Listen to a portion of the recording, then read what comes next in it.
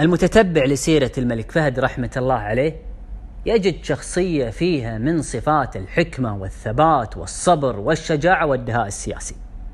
هذه الشخصية المؤثرة بلا شك في محيطها الإقليمي والدولي تشكلت عبر خبرة كبيرة اكتسبها الملك فهد رحمة الله عليه.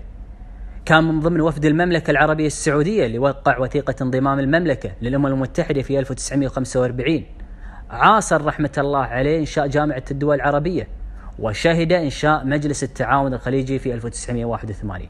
كان معاصر لإحداث استقلال الكويت وأزمة عبد الكريم قاسم في 1961، والموقف السعودي الواضح والداعم لاستقلال الكويت والمؤيد لانضمامها لجامعة الدول العربية.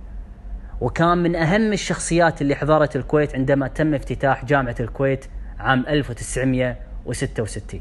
وللأمانة ما كان شيء غريب أن تتضح شخصية الملك فهد بن عبد العزيز رحمة الله عليه بصفات الشجاعة والكرم ونصرة الجار ورد العدوان بعد الاجتياح العراقي للكويت.